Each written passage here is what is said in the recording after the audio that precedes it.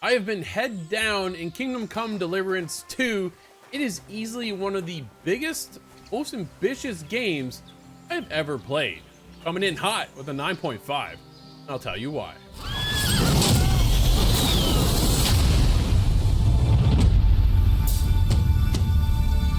Get up now! Stop screaming, for the love of God.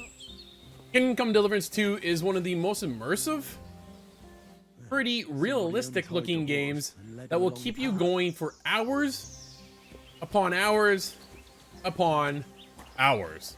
This is by no means a small game. The story starts you off pretty quickly in the heat of battle, where things will escalate to then have you searching for, well, everything. You get sent on some side quests. You're looking for your main companion at the time, and then it leads into this other road of, well, then the Inquisition's introduced, and it just keeps going and going and going.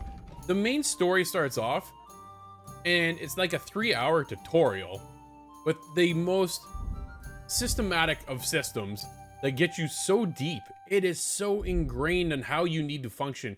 You actually need to pay attention onto what layers of clothing you put on before you can actually put on the proper armor. It is deep. Easily one of the deepest games I have ever played. It is mind-blowing the amount of attention to detail paid attention to within the world. It is so immaculate. The characters you meet, the side quests you go on, the adventures you go on.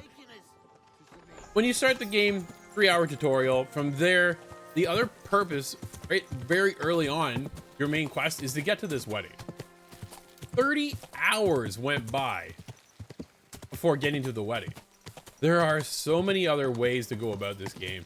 There was something I heard early on within the game, this myth that was kind of within the world. 15 hours went by, and there's a side quest I took that wrapped up that myth. Blown away. I kind of thought, oh, it's just a myth within the game. I'll never see it again, and away we go. Not the case here whatsoever. There's always something that leads you back to where you left off that will conclude onto that situation. Absolutely incredible writing. One of the best games I've played in 2025 so far.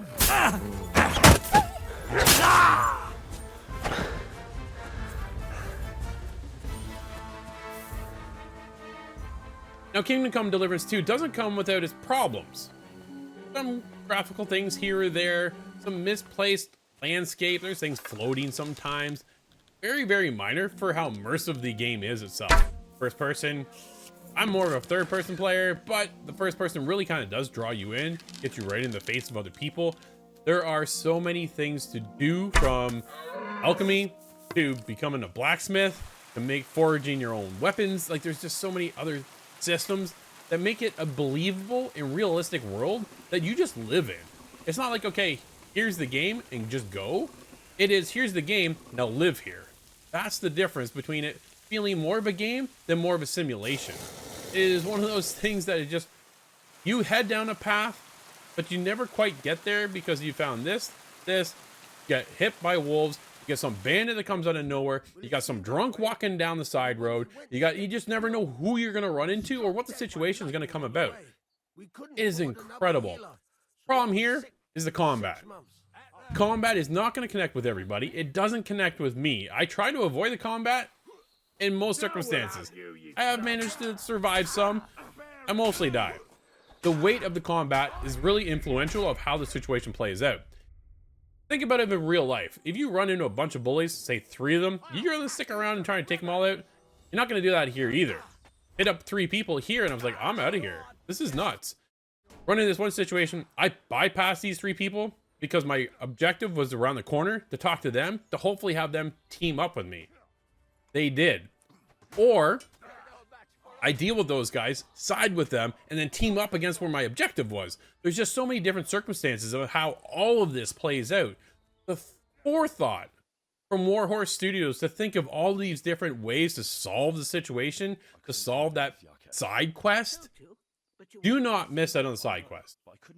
It is so important to the actual game. You can't beeline the side. You can't beeline the story. You have to pay attention to all these side quests, be involved in the world, and you'll get justification for being there. Some of the systems, again, getting back to the combat, challenging. Lockpicking, horrible. Like, it's just so hard on a controller. I've heard the things over on mouse and keys that's a lot easier to circle around. I'm on Xbox. You have to move the cursor to find out where it's highlighted, and then from there turn the lockpick with the left trigger, and then guide it with your right analog stick, and it's just jerk, jerk, jerk, jerk, and snap. Holy crap. It's going to take some time to get used to getting involved into that lockpick system. Robbing people is an option. Don't get caught. I got caught. I'm telling you, things play out in so many different ways. You never know how it's going to go down. Robbing somebody, pickpocketing them is a lot easier than I found trying to actually pick a lock of a crate.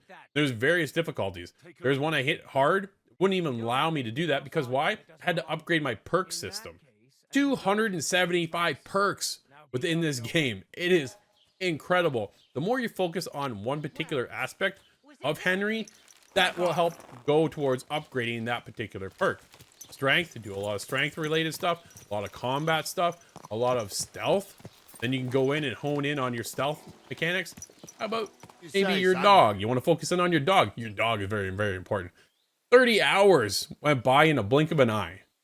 This game will keep you going. There's DLC on the way. I'm telling you, do not miss out on Kingdom Come Deliverance 2.